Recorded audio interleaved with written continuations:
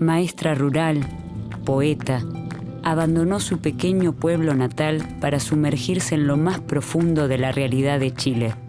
Defensora incansable de los pueblos originarios y de la identidad latinoamericana, su vida estuvo marcada por dos grandes luchas: conseguir la educación pública y obligatoria para su país y la igualdad de derecho para las mujeres. Reconocida en todo el mundo, fue la primera escritora de habla castellana en recibir un premio Nobel. Docente, feminista y visionaria, Gabriela Mistral practicó una pedagogía que fue acción y también poesía.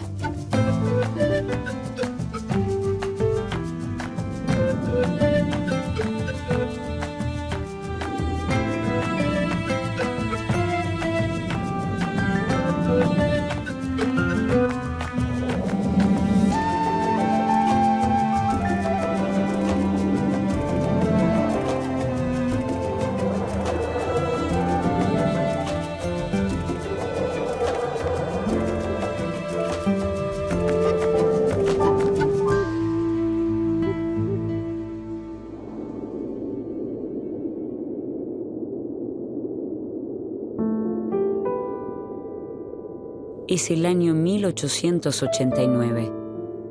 En Vicuña, un pueblo al norte desértico de Chile, nace Lucila Godoy Alcayaga, quien con el correr de los años pasaría a utilizar el seudónimo de Gabriela Mistral, en homenaje a dos poetas que admira, Gabriel D'Annunzio y Frédéric Mistral.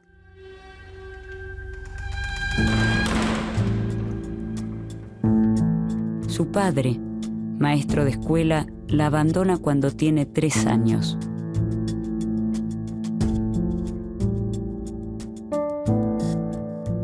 Crece junto a su madre, su abuela y su hermana, maestra rural, que la introduce en la profesión. Entonces fue una mujer que siempre vivió luchando en contra del sistema educativo chileno de esa época, que como todos los sistemas educativos de la época en América Latina era muy restringido. Ella básicamente es una cristiana, una mujer profundamente católica, que en determinado momento se chocó también, ese fue su segundo desencuentro, con el establishment católico, con la cultura católica oficial, cuando quiso entrar a la normal, a la escuela normal, para estudiar para maestra y tener un título. El cura, que había escuchado o había leído algunas de sus poesías, que ya empezaba a escribirlas, no le gustaron porque eran un tanto paganas, tenían tintes socialistas, etcétera, eran demasiado populares. Entonces fue rechazada también por la iglesia.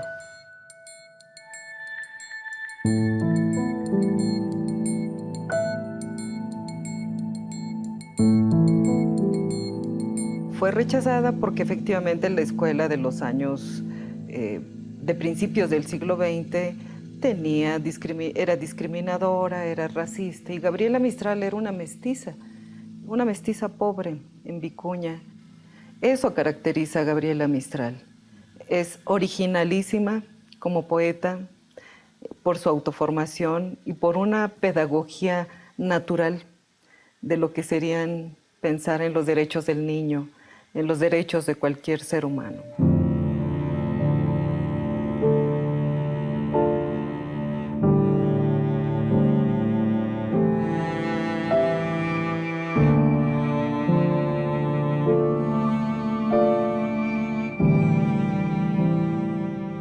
Chile era un país en esa época dividido entre católicos y agnósticos, muy fuerte, entre liberales y conservadores. Y ella no encajaba en ninguna de esas dos culturas porque era católica, pero no era conservadora, y tenía aspectos liberales, pero no era liberal. Entonces no encajaba en ningún lado, y la actividad cultural y política de esa época se polarizó mucho. Entonces ella siempre estuvo chocando. Es el año 1906. Gabriela Mistral, con tan solo 13 años, escribe sus primeros poemas. A los 15 comienza a trabajar y estudiar para maestra.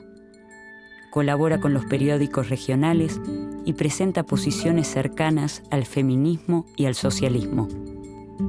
Ese mismo año escribe en el periódico La Voz del Elqui un artículo que le genera problemas con la Iglesia. El texto se titula La instrucción de la mujer. Se ha dicho que la mujer no necesita sino de una mediana instrucción. Y es que aún hay quienes ven en ella al ser capaz solo de gobernar el hogar. La instrucción suya es una obra magna que lleva en sí la reforma completa de todo un sexo. Porque la mujer instruida deja de ser esa fanática ridícula. Instruir a la mujer es hacerla digna y hay que levantarla, abrirle un campo más vasto de porvenir, es arrancar a la degradación muchas de sus víctimas. Es preciso que la mujer deje de ser la mendiga de protección y pueda vivir sin que tenga que sacrificar su felicidad con uno de los repugnantes matrimonios modernos o su virtud con la venta indigna de su honra. Gabriela Mistral quiere ingresar a la Escuela Normal de Preceptoras de La Serena, pero no se lo permiten. Sus textos y poemas son resistidos por los círculos conservadores.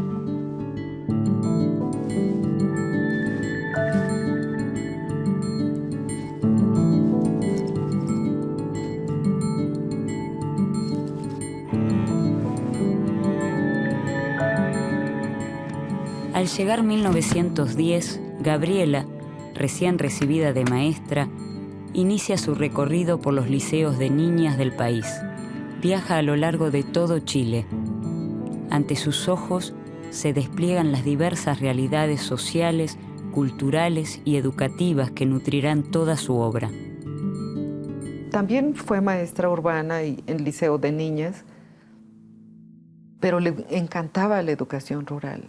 Es decir, ella se convirtió en una sólida profesora y poeta de este mundo, del mundo rural y del mundo de los niños campesinos e indígenas.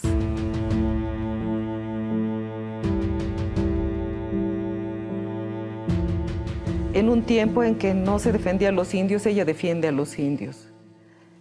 En un tiempo en que las mujeres rurales son vistas más bien prácticamente como instrumentos de trabajo. Ella habla de las mujeres rurales como seres humanos que deben leer, que deben ir a la escuela.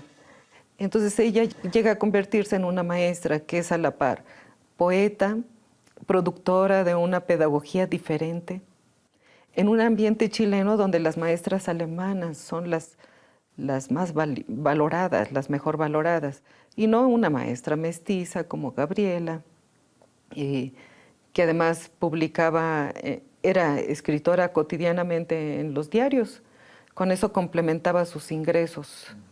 Y bueno, entre las rarezas de Gabriela Mistral, decide irse a ser maestra rural a la Patagonia. En Temuco, en la Patagonia, en estos lugares estuvo Gabriela Mistral.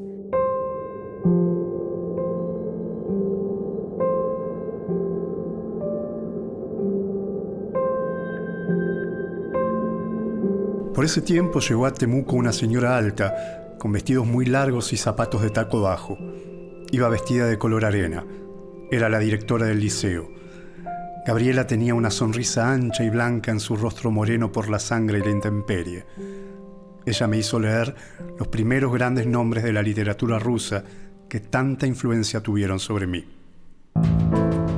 Durante las primeras 2 décadas del siglo XX, los trabajadores chilenos atraviesan una situación penosa.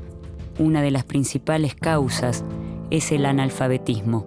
Yo diría que fundamentalmente el contexto chileno en lo que se refiere a educación y a los grandes problemas tenía que ver con un asunto relacionado con la obligatoriedad o no obligatoriedad de la educación primaria. Ese es un tema que, por ejemplo, en casos como Argentina, México y otras partes se había zanjado o estaba por zanjarse, ¿no? En el caso chileno se habían dado algunas iniciativas legales desde más o menos los mismos tiempos que en el caso de Argentina, ¿no es cierto?, en los años 80, pero sin embargo eso no había arribado a ningún buen puerto.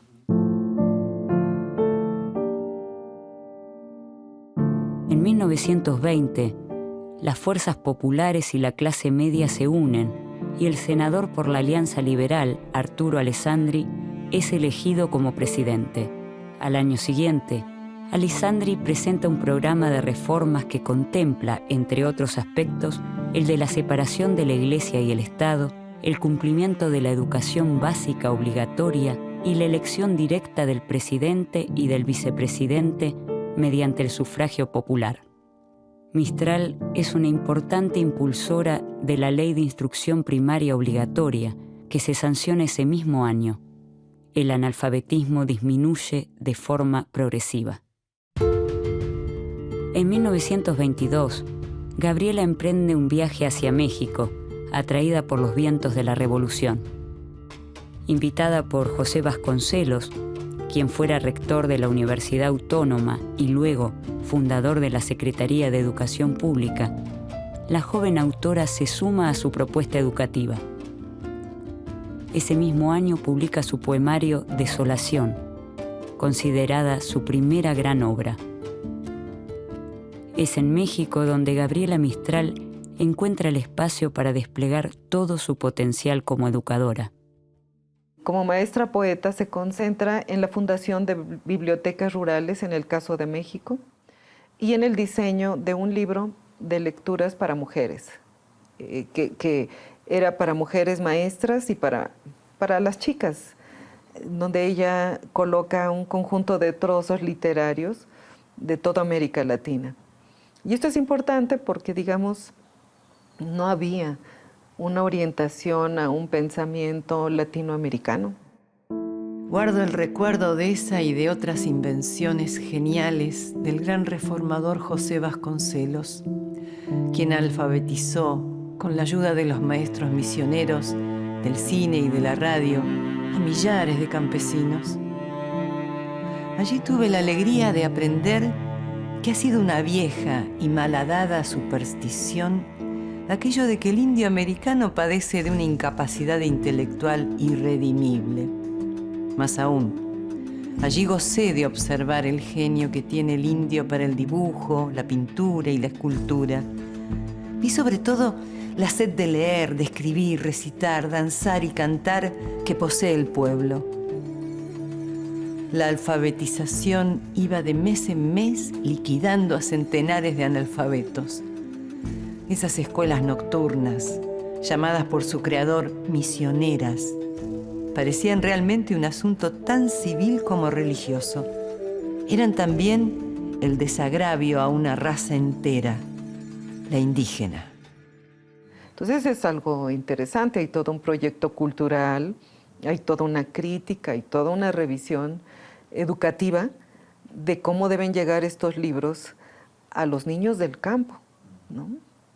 Entonces, bueno, ese es el mérito de Gabriela, es colocar estas lecturas para las niñas y para las maestras. Maestro, enseña en tu clase el ensueño de Bolívar, el vidente primero. Clávalo en el alma de tus discípulos con agudo garfio de entendimiento. Divulga a la América su Sarmiento, su Bello, su Lastarria, su Martí. No seas un ebrio de Europa. Describe tu América. Haz amar la luminosa meseta mexicana, la verde estepa de Venezuela, la selva negra austral. Dilo todo de tu América. Di cómo se canta en la pampa argentina, cómo se arranca la perla en el Caribe.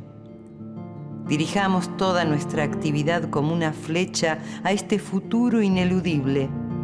La América española una, unificada por dos cosas estupendas: la lengua que le dio Dios y el dolor que le da la del norte.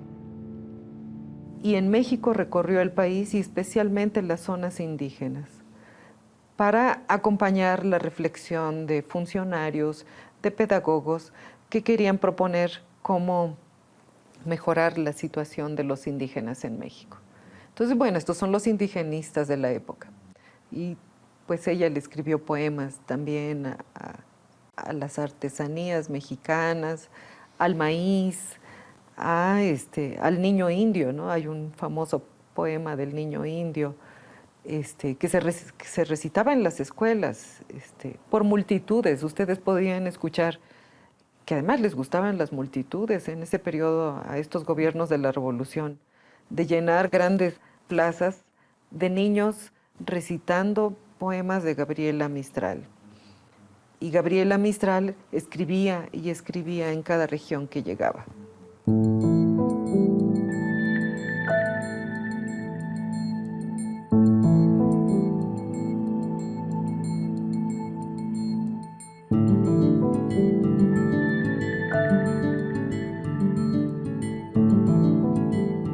Recibe una jubilación extraordinaria otorgada por el gobierno en reconocimiento a su obra y deja la tarea docente, pero no abandona el trabajo con los maestros.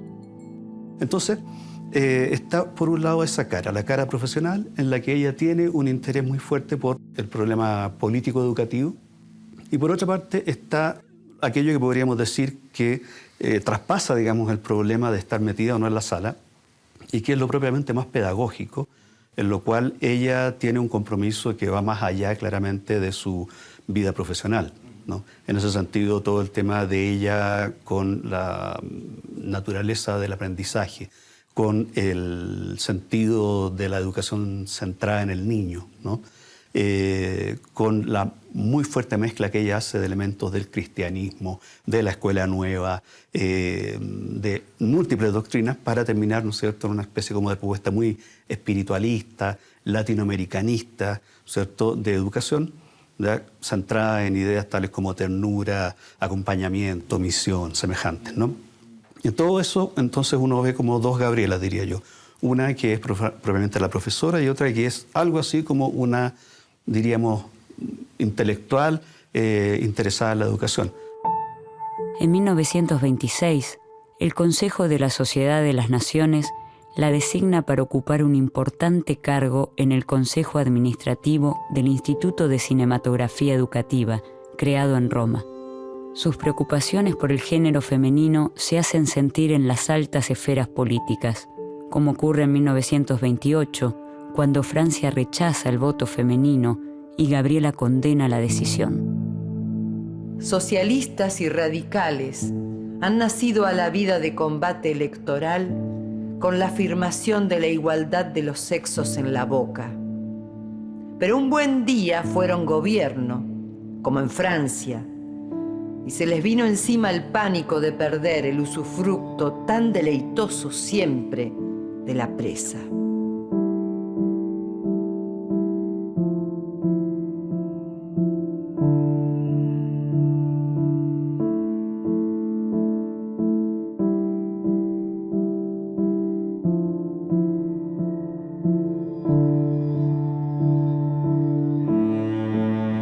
En Chile se forma el llamado Frente Popular, que aglutina a socialistas y a comunistas, a la Confederación de Trabajadores de Chile y al Partido Radical. En 1938, su candidato y amigo personal de Gabriela, Pedro Aguirre Cerda, llega a la presidencia. Durante su gobierno se fomenta la educación, se crean escuelas y se propicia la apertura de trabajos para los profesores. Gabriela Mistral se afianza como pensadora de la educación y entra en debate con las posiciones positivistas y cientificistas. Gabriela Mistral sostiene que la educación de un país debiera estar basada en la propia realidad según sus necesidades, evitando la mera copia o imitación. Afirma que jamás debe hacer el maestro lo que el niño puede hacer por sí mismo.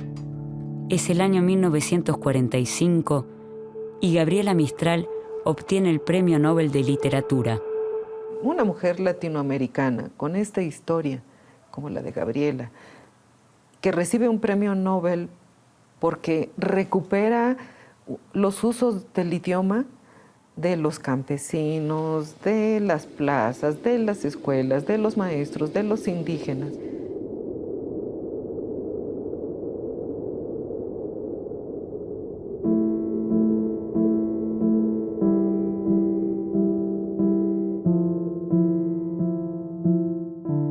Ahora ya no le damos un amén servil a ese pregonado monopolio de la inteligencia viril. Hemos constatado tantos casos de mujeres a la par o por encima de varones reconocidamente ponderados, que ya no se nos puede tratar como a criaturas desvalidas o dulcemente taradas, con el seso a medio desarrollar. Prueba de ello es que nos han otorgado el derecho masculino a votar, que yo siempre consideré que era nuestro, por zoología. Pertrechadas en grande, iremos a las elecciones, no en mero papel de votantes, sino, además, de candidatas. Si votamos, pero solo por hombres, seguiremos relegadas.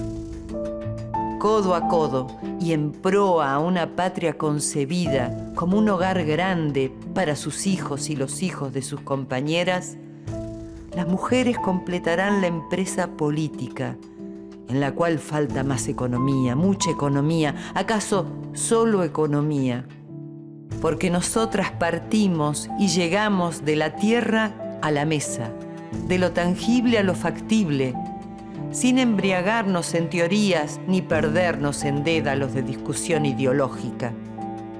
Por eso, algún día Chile elegirá a una mujer para la presidencia de la República. En 1953, Gabriela Mistral es cónsul en Nueva York y representa a Chile en la Asamblea de las Naciones Unidas.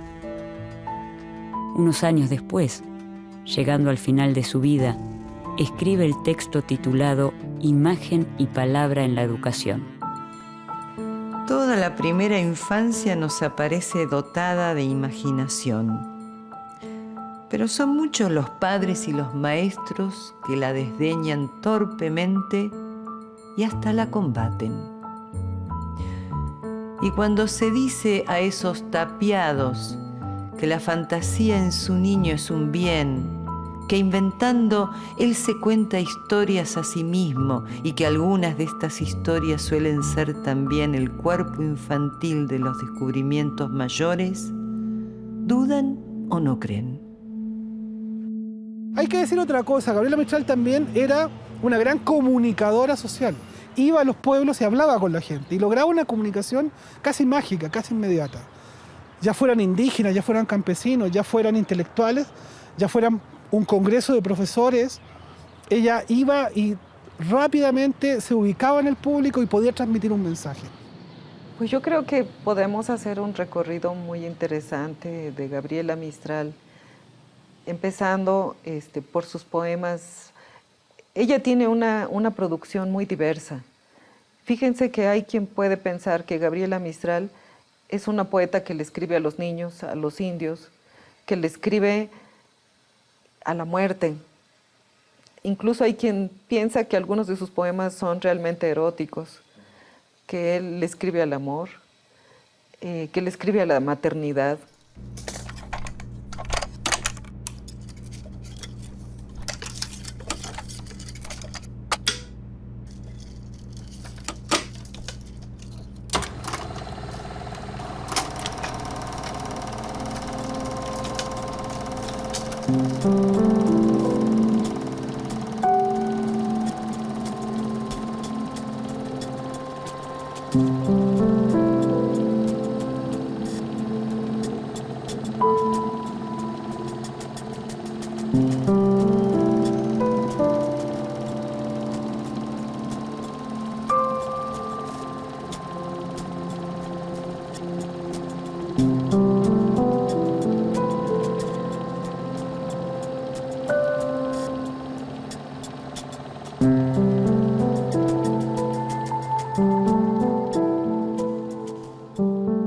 El 10 de enero de 1957 muere en un hospital de Nueva York.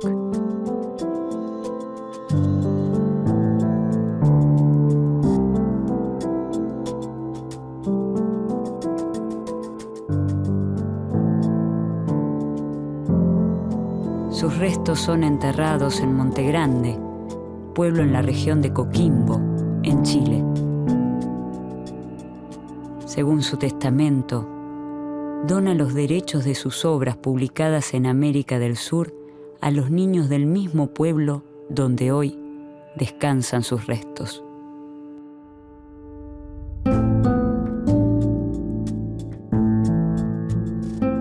Gabriela Mistral, maestra y escritora, pensadora, diplomática y poeta. Su huella marca el camino de la reivindicación de la escuela pública, de los derechos indígenas y de la voz de la mujer que clama por justicia e igualdad. Una voz que se expande en Latinoamérica y aún resuena en todo el continente.